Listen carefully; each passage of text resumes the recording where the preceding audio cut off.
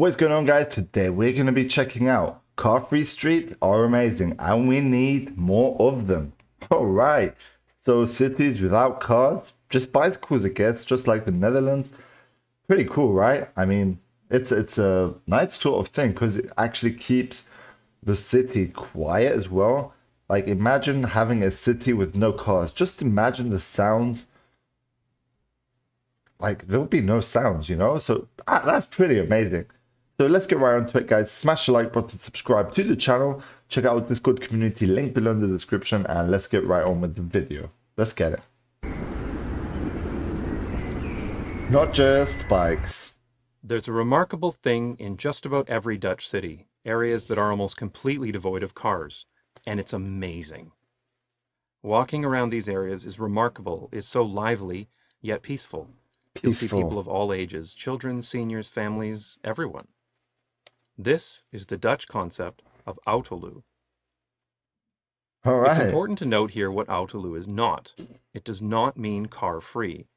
There's a different word for car-free in Dutch, autovrij, and despite what Google Translate might like to tell you, they're not the same thing. Car-free is not car-free. Some people translate autolu as low car or car light, but that's not quite right. David Hembro, who writes the excellent blog A View from the Cycle Path, translates it as nearly car-free, which is probably the most accurate you're going to get. I'll put a link to David's video and blog in the description. Autolu areas are incredible, so it's crazy to me how whenever an autolu concept is proposed, in just about any city, there's a sudden irrational anger that it generates in people.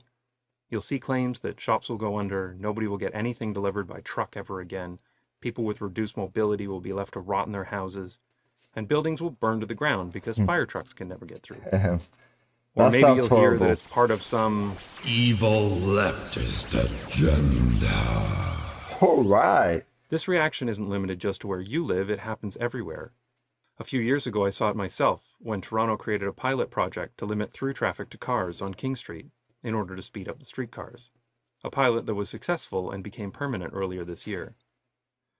When Copenhagen proposed to pedestrianize this street, how is that pronounced? You gotta be kidding me, Danish. That's a hard word. I can't even pronounce that, bro. The Stroll in 1962. Okay. The mayor received so many death threats that he had to travel with bodyguards.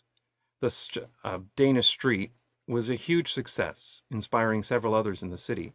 Shops on Copenhagen's pedestrian streets do great business, despite the cold and snowy Danish winters. And it happened in the Netherlands too, when the famous Groningen traffic circulation plan was proposed in the 1970s. That's the plan that ultimately turned this into this. Wow. Huge difference, man. This into this. Just look at that. Car-free places, man. They've just totally removed the road and made it into like a walking sort of path for bicycles, people to walk by. Pretty cool. I like it. Shopkeepers staged protests, and the politician driving the project required police protection because of threats like, look how many people are on the bikes. It's crazy. Nobody would propose bringing the cars back. The shops are thriving, and Groningen has the cleanest air of any major city in the country. Wow, clean air. Thankfully, nowadays, most people in the Netherlands have become comfortable with the idea of autolu, and even expect it, at least in city centers. Once people experience the reality, they discover that the fear-mongering is untrue. In fact, it's literally the opposite. It's easier to get around the city because the streets aren't clogged with cars. The area has become more accessible. People who can't drive, such as seniors, children, or really anyone else who would be dependent on others to shuttle them around, can now travel independently without fear of being run over by motor vehicles. Small businesses, who are usually the first to resist, tend to do quite well. I mean, unless you're an auto garage or something.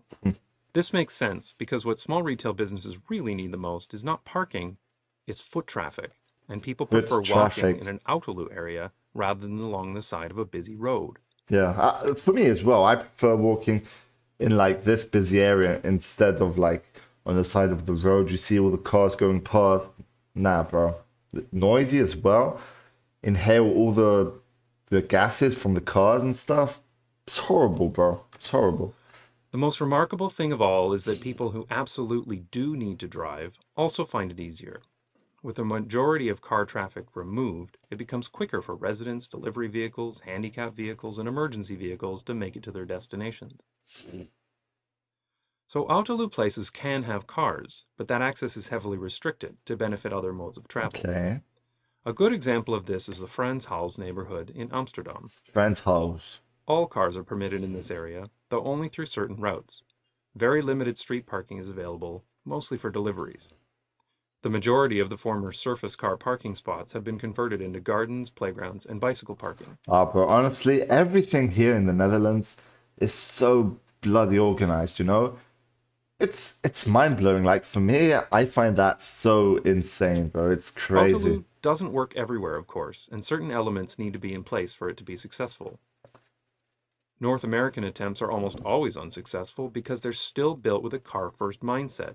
If you assume that people are going to drive to your pedestrian street, you've already failed. Autolu works best when you have a lot of people who are already in the area. Places with a mixed use, providing shops, houses, and offices, Okay, I see. all within walking I see how distance it of each other. works. You'll find Autolu in just about every city and town in the Netherlands, certainly in the city centers, but also in suburbs, like this one in Lent, a suburb of Nijmegen, or this one in Veenendaal West. Autolu is most easily applied to old neighborhoods, those built before the car, but there's nothing stopping the concept from being used in new developments, and Amsterdam Zuidas is an excellent example of this. Centered around a major train station, Zuidas is the financial district for Amsterdam. There are offices, shops, restaurants, cafes, and condo buildings all in one area. This would, in no way, be improved by allowing access to cars. Amsterdam wants to expand this concept significantly with the Agenda Amsterdam Autolu, a plan to make large parts of Amsterdam nearly car-free. Pretty amazing, There are a lot right? of very interesting elements to this plan, but I'll talk about that in more detail in a future video. Wow.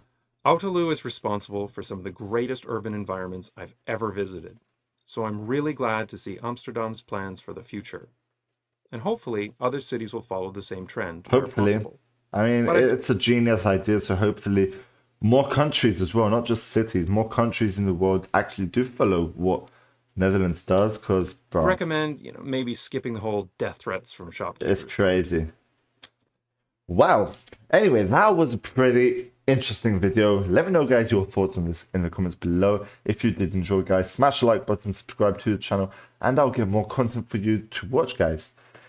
And yeah, that's it for today. Have a great day, and peace out.